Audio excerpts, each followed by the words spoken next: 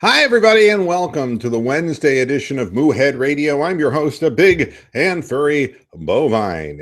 Come on over to mooheadradio.com. If you're over at YouTube watching this, you want to join the show, the link is in the chat room if you want to jump in and talk about some of the stuff we're talking about today. This is not going to be a full hour's program today because, quite honestly, what I have to say, well, we'll probably get done in half of that time. So if you want to jump in, you best do it at the beginning of the program while you have the opportunity.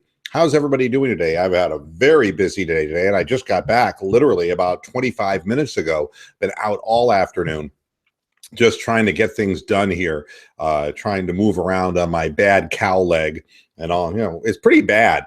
When you have four legs and one's down. It's not as bad as if you're a biped and you have one leg down, but you know, four legs, one down, you're hopping around on three. It's not easy shit. Today we're going to be talking about the Cavaliers, and of course the main headline today is Phil Jackson, a racist.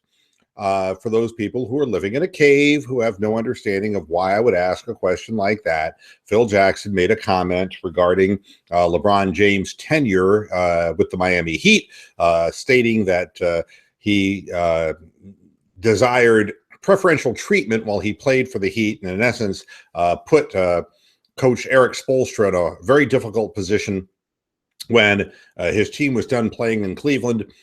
He wanted to stay overnight in Cleveland, and the team wanted to take the plane out of town, and it put Spoelstra in a really difficult position, and that LeBron was being a spoiled brat in essence and insisting that he and his friends and his business associates or whatever wanted to stay in Cleveland instead of take the team plane back to Miami. Now, obviously, I'm softening this a little because the use of the word LeBron and his posse came up, and LeBron James was very negative in terms of the connotation that spread regarding the people who work for the LeBron James wing of marketing and as agent for LeBron James. And obviously LeBron came about this close to basically calling Phil Jackson a racist, and this is where all of this springs forth from. So this, I think, is a fair question to debate on the air, and as I stated previously, if you guys want to jump into the show, it's very simple. The link is in the chat room. All you have to do is click on it, jump in, and you're on the air with Mr. Moohead. Here's where we start, and I like to start in the past, not in the present. ESPN's daily basketball show, The Jump, which is hosted by Rachel Nichols, when Phil Jackson wrote in his book, The Last Season, which was back in 2004, LeBron James was 19 years old. And Phil Jackson wrote about LeBron James as a rookie in the league. And here's the quote from 2004. This is not discussing what was said just yesterday. This is more a discussion initially of what was said originally in 2004. Quote, "Yet as talented as LeBron James definitely appears to be, I don't believe any 19-year-old should be playing in the NBA. These young men grow so dependent on their posses who fetch their cars and their girls that they can't possibly develop into mature, self-sufficient human beings.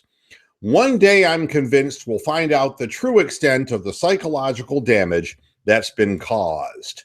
That was his comment regarding LeBron James back in 2004 when LeBron was 19 years old. More recently, just the other day, the quote was not so different, and we'll go through that right now. Let's see if I can find the exact quote. Jackson accused LeBron of demanding special treatment while on the Heat, which he claimed led to the breakup of the team. The quote from Jackson that really set James off was, quote, "You can't hold up the whole team because you and your mom and your posse want to spend an extra night in Cleveland." Phil Jackson has not tried to clarify those comments since they were published on Monday, and one can reasonably assume they were meant to demean LeBron James in some kind of way. So you have two examples of the same word being utilized by the same individual 12 years apart. What does this mean? Is Phil Jackson a racist? Couple of ways of looking at this. I'll tell you what I think last. LeBron James took this in a way to suggest that the word posse, which was a word that was definitely devised around the African-American hip-hop culture back in the 90s and early 2000s, was a description of those hangers-on. And they used to be called an entourage, which was kind of a different word than posse. And that entourage followed LeBron wherever he went. Well, we know for a fact that when he was playing in Cleveland the first time around, there was a great deal of entourage surrounding LeBron. And in those early years, guys who were in his entourage were not mature businessmen like they are today. They were his friends. They were people who played with him in high school. And that is who Phil Jackson was referring to as LeBron's posse. LeBron sees the comments as being directed at African-American males, saying that the word posse would never have been used if the context were different. If Phil Jackson were talking about other business associates regarding a white basketball player, he would have referred to them as business associates or agents or marketing people, not as posses. And LeBron was very upset about this.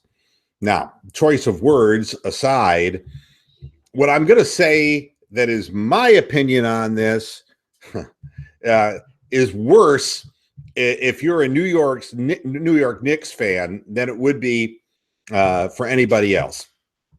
Do I think Phil Jackson is a racist? No. And you're going to say, well, wait a minute. I mean, he said the P word. Isn't that intonation enough to suggest that he sees African-American players in a lesser light than Caucasian players? The answer is no. That's not what the connotation is to me. Here's the connotation as I read it. And I'm going to, again, go back to the 2004 quote right off the bat. I don't believe he or any 19-year-old should be playing in the NBA. These young men grow so dependent on their posses who fetch their cars and their girls they can't possibly develop into mature, self-sufficient human beings. One day, I'm convinced we'll find out the true extent of the psychological damage that's being caused. This was a general comment about letting underage players into the NBA. Now, the fact that he utilizes LeBron James as an example of a 19-year-old who should not have been allowed to come into the NBA at 18 years of age, to come into the NBA is interesting because he comes to the conclusion that it is, if you remember the Jennifer Capriati rule in women's tennis, when Capriati was 13 years old and her life ended up becoming a clusterfuck because at 13 she was expected to play in professional tour events when she wasn't even hardly old enough to wash herself behind the ears. LeBron James was an exception, not a rule. And I think there have been a lot of stories of guys coming out of high school, Lenny Cook being the prime example, a documentary done about him, about people who never make it out of high school and are surrounded by really not very savory people who latch on to the guys who decide not to go to college to try to make a little money off of high school guys. And usually the way the story goes, interestingly, like the story of Lenny Cook, is that people will swarm around these young guys when it looks like they're the next great thing. They'll and the people around them will just grab their pound of flesh from that player. And when he doesn't make it, they leave him alone and he ends up sweeping floors for the rest of his life. And that the people who surrounded him were no longer around him because there was no money to be made. That's the typical end of these types of stories. The LeBron story is very different because he was the exception as opposed to the rule. The thing that I find incredible about Phil Jackson's comments is not just the comments themselves, but the fact that they're 12 years apart and don't seem to have changed as far as the thinking is concerned. And it's for this reason that I'm going to say that no, Phil Jackson is not a racist. Phil Jackson is passé. Phil Jackson is somebody who can no longer relate to the culture that leads this game into the next generation. And the same can be said about Pat Riley, and let me explain. When you make two comments 12 years apart that basically use the same words in the same connotation, the same context, who refer to young players as being surrounded by posses and guys who get cars and girls for them, and you say that they can't possibly develop into mature, self-sufficient human beings, this is the heart of the conservative argument against liberals, is that liberals deep down feel that they have to help African Americans because African Americans can't possibly develop into mature, self-sufficient human beings. You could make an argument that many liberals, for that reason, could be considered racist. What I consider is that anybody who makes a broad statement, what we used to call a bold sweeping statement, that was the BSS term we used in radio, bold sweeping statement that young players cannot develop into mature, self-sufficient human beings. And then LeBron James not only becomes a mature, self-sufficient human being, but he actually assists his friends and elevates them from being his friends into being active businessmen who are contributing to the sports scene in general, and they've become mature, self-sufficient human beings, that it totally disproves what was said in 2004. You would think that Phil Jackson would come back in 2016 and would say, well, you know, I guess I was wrong about LeBron. And instead, he continues the commentary saying that LeBron was the problem in Miami because his mom and his posse wanted to stay in Cleveland overnight and that he wanted preferential special treatment.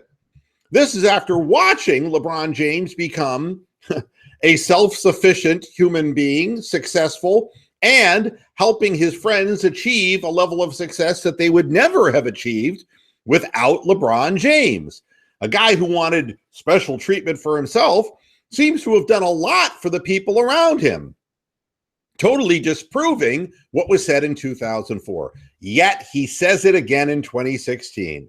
Why? And the reason is he's stuck in a time warp. Phil Jackson is stuck in a time when players strictly did the bidding of the people who were around them. When Phil Jackson told his players, whether it was in Chicago or whether it was in Los Angeles, to play the fucking triangle offense so that Kobe gets the ball and Kobe gets the shots, or Jordan gets the ball and Jordan gets the shots, when he dictated that way, players did what they were told. There was one superstar on a team, that would be Michael Jordan, and that was it. The hardest job that Phil Jackson ever had to do in Los Angeles was getting Kobe and Shaq to play together. He was considered the great communicator, if you remember, the Zen Meister, because he was able to bring some degree of harmony between two more modern era players who wanted more of the attention for themselves. So he was given credit, Phil Jackson, for putting these people together, which is all well and good. But the world is a different place today because you don't just have one guy like Michael Jordan and surround him with people like Bill Wennington, or surround him with a Scottie Pippen and then a bunch of guys like John Paxson or Steve Kerr or other people who are of lesser athletic capabilities than Michael Jordan. Today's basketball, this is the era of the big three. And you're going to have three players on a squad who have large egos. And it isn't just the developed teams. It's teams like Tony and I were talking about on Monday about his Timberwolves that have 3 young guys who are developing fine young players. And all 3 of those guys is going to want his time in the sun. And it's going to be difficult to coach all of them to play selflessly together. What makes LeBron James different than Kobe Bryant is that Kobe was not willing to share the basketball. Kobe was not willing to share the spotlight. LeBron James doesn't have to share the spotlight because he's so much better than everybody around him, but he shares the basketball. I mean, look at LeBron. The guy is like 3rd in the NBA in assists.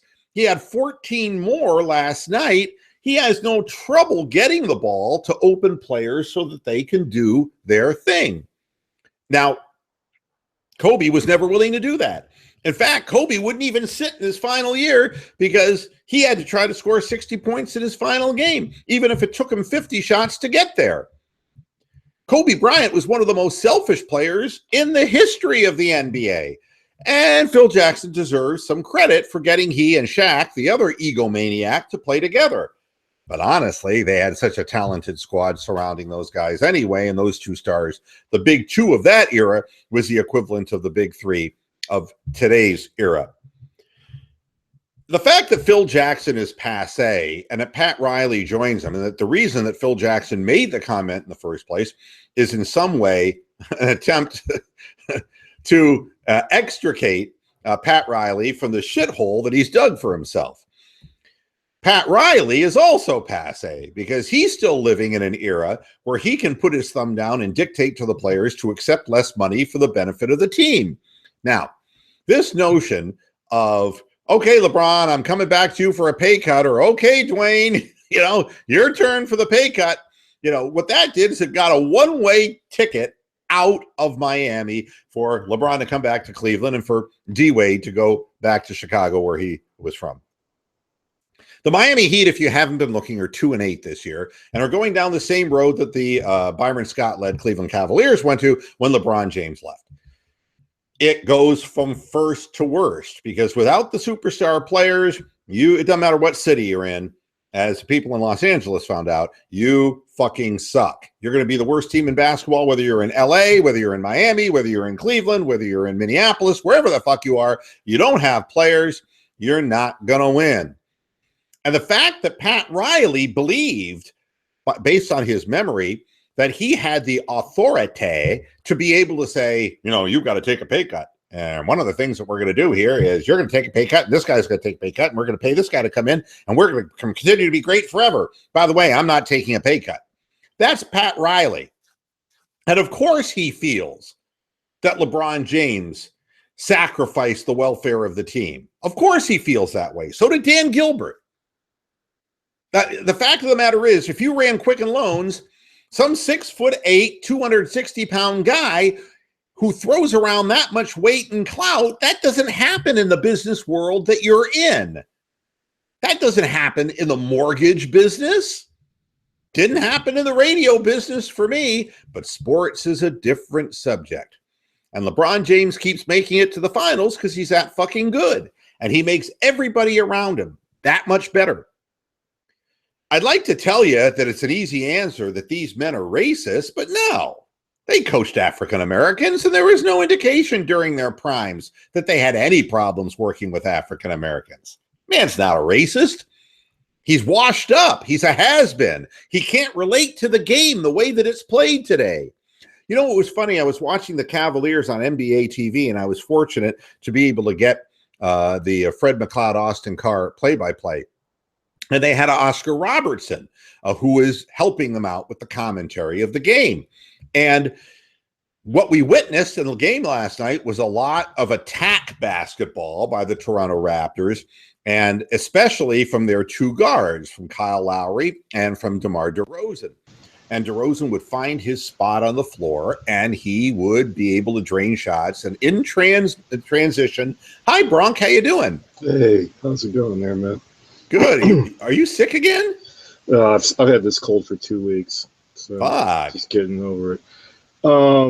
I have a very quick comment about Phil Jackson. I'm sure I've said this before on the show. Is that he's just an asshole. I mean, there's a difference between being an asshole and being a racist. I think he's just an asshole.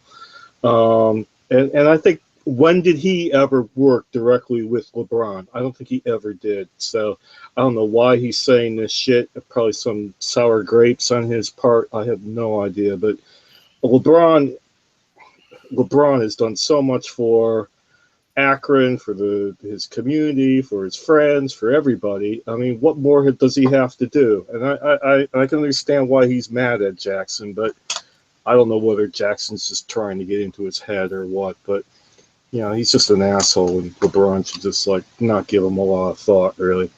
Well, we've got Tony the Calf also, who is jumping in. Are you hearing me, Tony, or are you? What's your take on this, Tony? I'm curious. Well, see, Phil Jackson shouldn't be pointing blame at LeBron James. He should be pointing blame at Pat Riley, because Pat Riley is single-handedly responsible for the current player mentality. I can't tell you how illegitimate of a league the NBA is. I mean, Pat Riley is solely responsible for this Big Three era. And what kind of league is it? And this, I'm kind of ranting, but I'm kind of not, because I'm just fed up with it. What kind of league is it where you can sit there on the first game of the season and go, it's going to be this team versus this team in the finals 99.9%? That's shit. Yeah, I agree. I mean, you already know it's going to be Cleveland Golden State in the finals. I mean, why even play the fucking season at this point? I mean, when you got teams who... I don't think it's quite that bad, but I can see your point. I mean, when you've got okay, yeah, I'm kind of doing it from the Minnesota point of view. When you got teams like Cleveland and Golden State, who there's literally no rules in terms of spending. I mean, yeah, there is a luxury tax, but when you got teams spending 120, 115, 110 million, when the salary cap is this is last year's numbers, but you know what I mean? 180 million, 50 million, when the bottom teams are barely able to spend 50 million, 60 million, basically the cap, because nobody wants to come there. I mean, what the hell point is having these teams? You should get rid of half the league, and there are too many teams. I totally agree with that. And put one major team in all the major markets around the city, and build up super teams and have one big giant super league. Well, and again, that's a different argument. I mean, I know that after this whole contentious election we've been through, the racist thing is quite in vogue. To call people racist, and I don't want to go that route with these guys. No. I think they're old, and I think they're decaying, and I think they no longer. They're used to an old style of basketball, which it just doesn't work anymore. Phil Jackson's over 70 years old, man. I was going to tell the Oscar Robertson story when I was watching the Cavs yesterday, and Oscar Robertson was commenting on Kyle Lowry storming over midcourt, or DeRozan, and they were just pushing the ball right into the Cavaliers. And Oscar Robertson says to Austin Carr, he says, "Why isn't somebody picking these guys up at half court? That's the way we did it." He goes, what's the story, that you're not allowed to guard a guy up the floor? You can't stop him at half court? And I turned to Mrs. Moohead and I said, all well and good, but if Oscar Robertson in 1968 tried to stand in front of Kyle Lowry at half court, he would be singing Blue Bayou with Linda Ronstadt. I mean, give me a fucking break. The game has changed. Totally changed. You know how old Oscar Robertson is? He's 77. So looks great, and great basketball player. Great basketball player. But in the end, what amazes me is that they're in a time warp. They're frozen in time. Absolutely. They remember who the players were in front of them, and they think that they're guarding Earl the Pearl Monroe one-on-one, or they're, whatever. And it's guys who are shot out of a fucking cannon. These players today shoot better, they jump higher, they're bigger, they weigh more, they're taller, they're faster, they have better ball handling skills. I mean, you can't compare the NBA today to what it was in 1970 when he won a championship with Lou Alcindor. You can't compare the leagues. I mean, half the players back then probably smoked cigarettes. I mean, the diets are all different. The There's players that don't drink. It's just amazing. So, go ahead, Tony. Well, and even then, back in the day, you needed to look at the Lakers of the 80s. Worthy, Magic. Even then, you needed a big three. And I harken back today as, Moo, you brought up a point earlier about LeBron James making his team better. If you put LeBron James on the Sixers, are they a playoff team? If you put LeBron James on the Charlotte Hornets, are they a contender? I think the Charlotte definitely. Hornets. I think the Charlotte Hornets would be. Yeah, yes, they are good. Yeah, I mean, for how good LeBron James is, he can't get to his championships without help. Oh well, you got to have. It's why the Cavs spent $120 million last year to win a championship. Well, sure, I but like I always say, Tony, and again, yesterday is a primary example. It's like you don't have J.R. Smith. Now, J.R. Smith wasn't even wanted in New York. They got rid of him, and he was the laughing stock of the league, and he becomes a big contributor. He's got a sprained ankle, can't play. We got a guy who was a retread, who was sitting on the bench in Orlando in Channing Frye, who got no minutes for an Orlando team that couldn't win. And this guy looks like a savior on the court. He looks like Jesus out there. Yeah, gunning down 50% of his three-point shots. And it's a lot easier when you have a foundation built already to get role players than it is to build the foundation. And yes, it takes help for LeBron James, but there are lots of potential role players. And Tony, you brought up a point. You talk about Philadelphia. How fast will Joel Embiid develop if he played with LeBron James? Because LeBron James would be on his ass during the offseason working out and forcing him to get better, like he did with Kyrie Irving. The Kyrie Irving of today looks nothing like the Kyrie Irving that played for Byron Scott. None of the head hanging down. He's willing to go totally for the big shot. Yeah, I mean, he's pumping iron. He's in shape. He doesn't look puny. He's not getting hurt every 10 seconds. Different guy altogether. So the presence of one leader who is willing to lead by example to keep himself in tremendous physical condition, it's what gets guys like Kevin Love to lose weight to play with them, then to build muscle mass the next season, to contribute in the way he contributes. It gets Iman Shumpert to lose 15 pounds and start playing defense again. It allows players like Channing Frye to do what they do best, which is to stand to the open court behind the arc and just knock down threes. It allows J.R. Smith to shoot open threes, but it motivates J.R. Smith during the workouts off season to get in shape to play defense for the first time in his career. This is how teams get better too. The fact of the matter remains that Pat Riley chased away his best two players and has got a 2-8 team, and it's he who fucked the city of Miami, not LeBron James, because he thought that he could do his 1980s Pat Riley act in today's NBA, and he's full of shit. Because LeBron James is more valuable to Miami than Pat Riley is. He doesn't understand that, nor does he want to admit it, and neither does Phil Jackson want to admit the fact that they should stay overnight in Cleveland, because the fact of the matter is that without LeBron James, there's no championship. That's why they got LeBron in the first place, was to be able to win the championship so that Wade would have help. That's why it was done. So, to sit there and say that he deserved, he thought he needed special treatment and all this. Look, I mean, it's about winning and losing. And if you don't have him, you lose. If you have him, you win.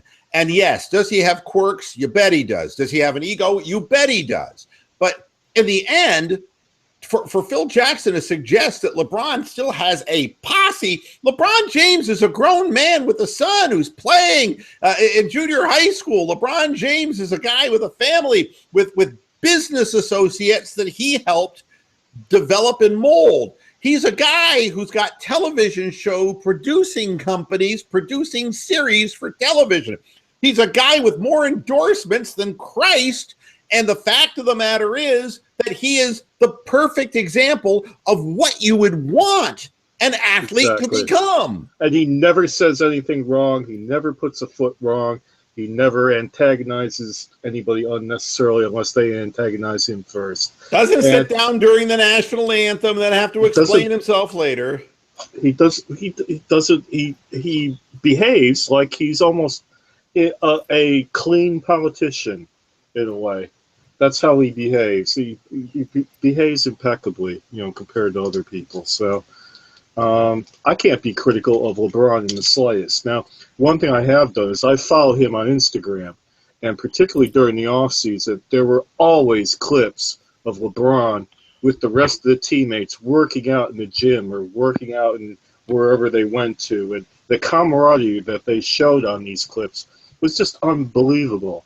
And what I've noticed in the games I've seen so far this year is this team is really loose. There doesn't seem to be anybody remotely nervous when they go out and play. I think. Well, there's no pressure this year. They got the one championship for Cleveland. Well, there's pressure because they're still expected to win it all, but they are confident enough to think that they can still do it. So this team is really loose, and that's why other teams tighten up against them in the fourth quarter. LeBron James working out with his teammates, as you suggest, and bringing the team together is a lot more for team unity than Pat Riley or Phil Jackson ever did for his. Phil they're Jackson, assholes. They are just Phil Jackson sat assholes. on a big fucking throne because he had a bad back ordering people around. The times change, and I can't express it any other way except I'm 59, and I remember the way things used to be. I remember the way cars used to be built. I remember, what the value of education used to be.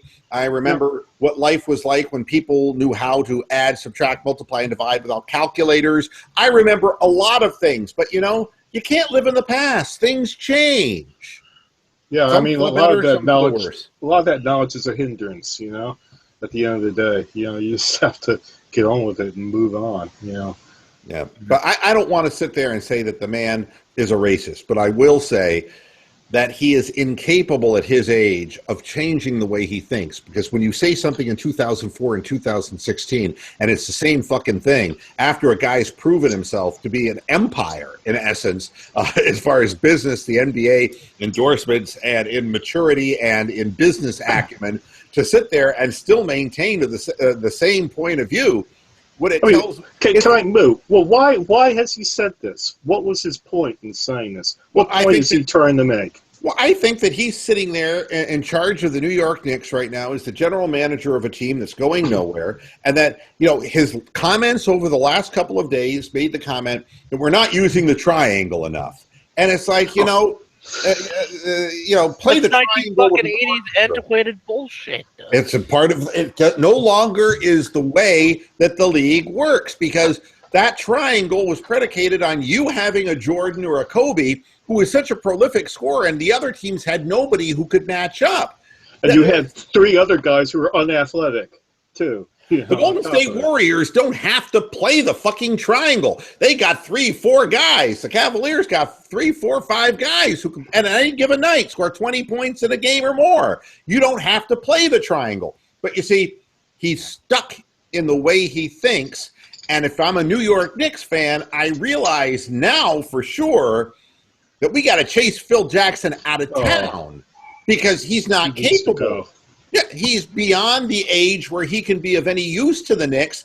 And the fact that he believes that LeBron's got a posse and there are a bunch of lackeys who help him get women and all of that shit, the fact that he believed that 12 years ago and that he still believes the guy's got a posse 12 years later is the same reason he believes that his team should be playing more of the triangle. He's tampering with a coach with an antiquated system that's 30 fucking years old that doesn't make any difference. And it's the same thing that Pat Riley's doing when he says, you got to take a pay cut in order to stay with the Miami Heat, and he loses all of his talent.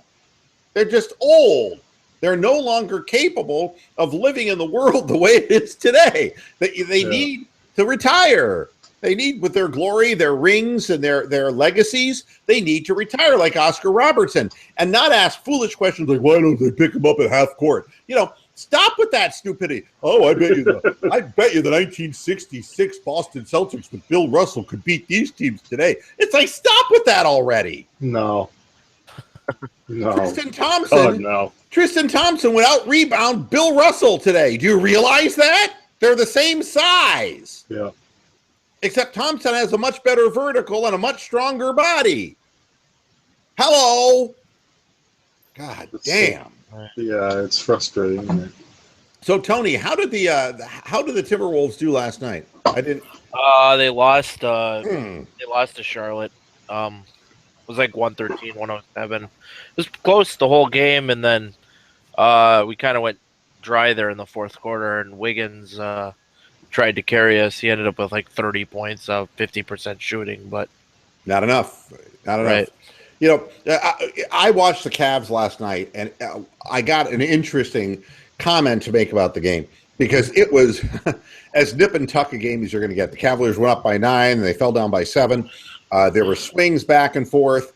But when push came to shove at the end of the basketball game, when the game was on the line, Kyle Lowry and DeMar DeRozan did exactly what Westbrook and Durant did last year for the Oklahoma City Thunder. They took Hero ball. That's right, ill-advised shots. In the case of DeRozan, a crazy off-balance 3 from the corner that had no chance of going in. And Kyle Lowry, after breaking the Cavs down repeatedly on drives to the basket, with Iman Shumpert guarding him, tried to throw up a 30-foot shot early in the shot clock that ended up just bouncing off the front rim barely, and the Cavaliers got the ball back. And that, after they shared the ball, through 3 quarters, they had 22 assists in the game. They looked like a great team playing together. But when push came to shove, those 2 players didn't trust their teammates. The Cavaliers, on the other hand, if you look at how the Cavs scored their points, you had Kyrie Irving hitting a big 3 from the corner, Channing Frye hitting a big 3 from the top of the key. But the pivotal play in the game was LeBron cutting off the ball. That was such a beautiful play. Oh, beautiful play designed by Ty Lue off, cold out of a timeout. The ball swung to one side, got thrown into the center to Kevin Love, who just kind of tossed it up to LeBron going backdoor. A fake screen by Kyrie got Kyle Lowry to take his eye for a looked split at Kyrie instead of like where LeBron was. And that backdoor, LeBron moving without the ball, easy layup, 4-point lead, never recovered. That was the play of the year, man. I don't think there's been a better play all year. Brilliant design and beautifully executed. And once again, 3 men touch the ball, and your leading scorer throws a fake screen and never touches the ball. That's how you win basketball games in the fourth quarter at crunch time, not having, as we've seen in the past, Kyrie and LeBron pound the ball and try to get the hero shot. It's playing together, and that's what you're trying to sell to a team. And so if you're Lowry after that game or DeRozan, you're thinking like, fuck, we could never beat these fuckers. That's what you have to think. If they play individually, they can't. And I think the rap on that team, I mean, for one thing, Tony, and I know you're going to agree with me, is that Valanciunas doesn't get the ball enough to do stuff down low offensively. Yeah, because he's kind of weak. He's kind of weak. Tristan Thompson, I watched a little bit of the game. I was out and about and enjoying my night, but Tristan Thompson bullying, and Tristan Thompson's not really that big. Let's be fair. No. And he can't bully Dwight Howard. He can't bully any of the bigger men around the league. But it's like Valanciunas is a fucking ragdoll compared to Thompson. Well, what I see in Valanciunas, they did an analysis last year of the Raptors that a large percentage of the points that they scored went through the hands of Valanciunas, not through the hoop, but through him touching the ball, getting the ball in certain positions and feeding off and getting guys to double down on him or to pay attention to him to kick other guys open. Valanciunas is a willing passer. He doesn't see the ball often enough because Kyle Lowry and DeMar DeRozan are so busy trying to get to their spot on the court to hoist shots up that Patterson has become an afterthought who can't shoot threes anymore because he doesn't get to shoot the ball very often. You have Powell, who's in the starting lineup. You have DeMarre Carroll, who was hurt and didn't play last night, but DeMarre Carroll can't shoot threes much anymore because the bottom half of his body doesn't look like he's the same player that he was previously in his career in Atlanta. You ask me, I'd say that Valanciunas is a victim of 2 men who hog the ball. Yeah, probably. I just don't see anybody in the East even competing with the Cavs. Yeah, Atlanta beat you that one game. But like we've seen in the past, get to the playoffs. Is Atlanta a different team now that they have Dwight Howard and they can they have somebody to protect the rim instead of Al Horford down there trying to shoot perimeter shots, or are they the same old Hawks? Time will tell. Well, I mean, Budenholzer always looks to me as if he's searching for the answer against the Cavaliers. I think they have the ability to be damaging, but you can't do it without Schroeder shooting extremely well, which is not always the case. The team has, Millsap, who's no kid, and they go through dry spells. The game we saw them, they played inordinately well for the duration of the game, and Schroeder shot very well. But when that doesn't happen, if you have a drought against the Cavaliers, you're down by 15 points by the time you look back up. They can't beat the Cavs. The type of team that beats the Cavaliers is a team that shares the basketball and has good ability to score virtually every time down the floor, has good shooters, and shares the basketball. And, Budenholzer is a good coach when it comes to getting guys to share the ball. The question is whether after 82 games and then some, the players that he needs to count on have the durability to maintain their legs to shoot well in the postseason. Yeah, I don't think they've got enough talent there. I mean, the Celtics are falling off a cliff. They signed Al Horford, and nobody saw that coming, though, did they? No, they're doing what they should. My God, the formula to beat the Cavs is there. You get somebody who can protect the fucking paint and not let Tristan Thompson go to work, and then you get athletic fucking wing players. I mean, it's easy. The formula. I mean, granted, there's a talent gap, but the formula to beat the Cavs is there. But I don't understand how any of these teams in the East don't do it. Well, you know what the scary thing is? The scary thing is the Cleveland Cavaliers are not even fully engaged. They're, 9-1 now, going for 10-1 tonight. And they don't look like they're playing in, a seventh sphere. They're sandbagging. Yeah, they're sandbagging a bit. Yeah, they're playing at a pace so that they're not wearing themselves out, and they're beating teams, not playing their ultimate best defense for 4 quarters. They may play 1 or 2 good quarters of defense, and they're beating everybody. And you don't know how good the Cavaliers can be until you see their intensity ratcheted up and you see the team truly tested. But I think they're far ahead of the other teams in their conference, and they're scoring more this year. The scoring is actually up. I mean, I don't know whether that's a real true fact, but they're averaging 110 a game. So who's going to live with that? Yeah. And I'm telling you, Golden State is there.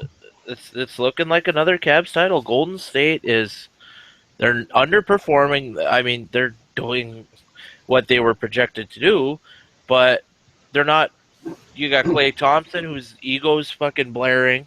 There's rumors that they're gonna trade Klay Thompson, and then you end up with, Durant and Curry and Draymond, and then they'd almost have to trade Klay Thompson for somebody who can man the paint, because Zaza Pachulia is. You can't have him play major minutes if you want to win a championship. You just can't. And you can't have Verjo coming in behind that. I mean, do they still have Bogut as well? No, they had to get rid of him to bring Durant in. That's right. I mean, they're a little bit less deep than they were. Before we get out of here on the show, I wanted to bring up this headline to both of you. Quote Hugh Jackson on Cody Kessler. Jackson. Yeah. Maybe we've been a little too harsh on Cody Kessler. Get this. And this is what I was complaining about the other day. Here's what he says. Cody's done some good things too, Jackson said. Maybe we've been a little too harsh on him that way. He's made some jumps in some areas. He's playing with a cast of players that he's starting to get familiar with. He doesn't have a set offensive line, and he just got Corey Coleman back 2 weeks ago. It's just a work in progress. Young quarterbacks grow at different rates. So, what he's saying now is suddenly, we have a shitty offensive line, and he doesn't have any real receivers that he's had much of a chance to work with consistently. And, now the Steelers are coming to town, and they're, like anybody really gives a shit about that. But here's the facts on Cody Kessler. He's 30th with only 6 touchdown passes, but he's tied for second with only 1 interception. What it tells me is he doesn't throw the deep ball well, which was the rap on him when we drafted him, but at the same time that he's able to see the field well, and he's not forcing balls like Josh McCown does at the age of 37. So there's good news and bad news. Whether Cody Kessler will ever be able to throw a long ball will be dependent upon whether his receivers can get open deep and if he has time to get the ball to them. Well, I would say he's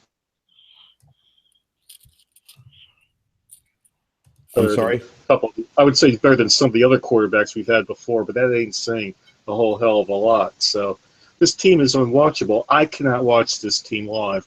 Luckily, I've got NFL Field Pass, so I can watch the condensed games and maybe make it through 20 minutes of that, which is most of the game. But this team is just so bad that, you know, I'm a Browns fan for 50 years, and I can't watch it. Tony, if the Vikings lose again this week, are you off the bandwagon? I'll always be on the bandwagon. I'm not like some most Vikings fans where, we're still in the running for the NFC North. I realize, yeah, the division sucks fucking donkey dick. It's a terrible division. Oh, but, you know, Blair Walsh was a scapegoat. Yes, he had to go. I like that they picked up Forbath. He's a pretty good kicker. But there's nothing you can do. We've been bitten by injuries big time, where it's most critical, the offensive line. And if anything, it's a sign to the Vikings front office that next year, free agency, you beef the fuck up on that offensive line. I don't care how much fucking you spend on it. And you go from there. I mean, we don't have a first round pick anymore because we had to trade it for Bradford at the point we were at, but you know, if you can salvage the season and make the playoffs this year, consider it a win. Well, again, it's easier to build a team when you have a foundation. In football, offensive line and defensive line. If I can stop the run on defense, okay, and if I can protect my quarterback and open up holes, then I can have running backs like Isaiah Crowell or Duke Johnson get enough yardage for me. I don't have to have Adrian Peterson coming out of college. If I have a good offensive line and a good defensive line, it's going to keep me in a lot of games. Once I have that foundation, then I can get a quarterback if I need one. Then I can get a big play wide receiver or two if I need one. Or I can get an incredibly talented secondary player, a guy who's a cornerback and maybe an island guy out there, a young Darrelle Revis kind of guy. But you got to have the foundation first. And, you know, when the Browns saying, well, we don't have a set offensive line, the reason you don't have a set offensive line, you know, I'm watching Sean Laval play in Washington and Kirk Cousins not getting sacked. And we had him and we lost him. Mm-hmm. We lost Alex Mack. We lost, help me here, the guy that just this offseason, our tackle that we let get away, Mitchell Schwartz. Schwartz, yeah. You know, we had an offensive line. Back, yeah. That's your foundation. And it's unbelievable to me that we cashed in our foundation for Cam Irving and people like that. It's really, that's the reason that we have a problem.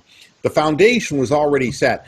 If we'd have kept our offensive line, then we would have been able to work on the other part of the foundation. We would have had the defensive line shored up. Instead, we get rid of Jabal Sheard, who's playing good ball in New England. You know, we lose what little talent we've got, and we replace it with people who can't play at the level. The foundation. And then when you make terrible draft decisions like the trade, the Julio Jones trade, it still turns out it's Owen Maurice and Phil Taylor who aren't even close to being in the league anymore, let alone. And then Julio Jones is a superstar. That's right. I mean, it's trades like that just kill any momentum a franchise can make. But here's a question for both of you guys. Sure. Take Cody Kessler, right? Uh-huh. Stick him on the Dallas Cowboys in place of Dak Prescott. Are the Cowboys 8-1? damn close. I think they're 6-2, 5-3. I don't think they're. Yeah, but I mean, you would be looking at Cody Kessler very differently with the people up front that Dak Prescott has, and Zeke Elliott as well. Yeah. Oh, yeah. I mean, then you have a recipe for running and passing the football. And look, I mean, the whole point of developing an offensive line, and that is your foundation, is that there are a lot of fast wide receivers and a lot of guys who don't get drafted, Mike Wallace, in the first round of the NFL draft, who end up second and third round picks, who become prolific receivers, who have incredible speed. And if you give your quarterback time, these guys will work their way downfield. They'll run slants and break off big plays. It's easier to find skilled players when you have the foundation in place. I mean, correct me if I'm wrong, but I watched the NFL Red Zone every week since I've been back. And I think Travis Benjamin's had a touchdown every freaking week the past 3 weeks. I mean, and he wasn't that wasn't going to happen on Cleveland. No, I mean, when Carson Wentz was winning, Carson Wentz was getting protection. And, again, it starts up front. And the real thing about the Cowboys is that they're not just pass blockers, they're run blockers. And, boy, when look at Bernie Kosar's first year. He played 500 football for the Browns. But we had that monster offensive line. We had Biner and Mack developing. That would later become the foundation of our team, having Biner as being a successful pass catcher, Mack being the tough between the tackles runner.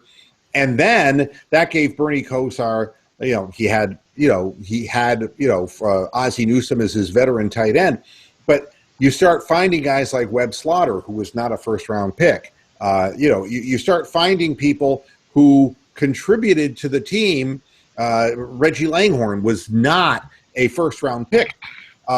It's easy to fill those positions in. And Bernie Kosar looked like a different guy once Lindy Infante came in with a scheme and with an already good offensive line in place. It's all the difference in the world. Oh, absolutely.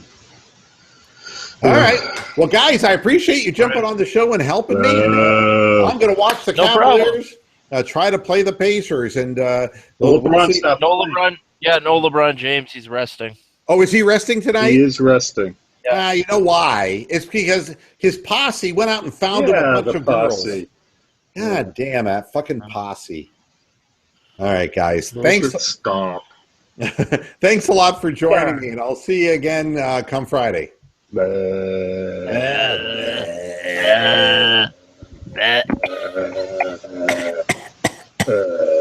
right, that's enough. Thanks, everybody, for tuning into this edition of Moohead Radio. Back again Friday for the NFL Pick Show, and we'll talk about more Cavs, and, we'll talk about the Browns because I guess we have to. Until then, hasta la vista, Pastor Heads. Good night.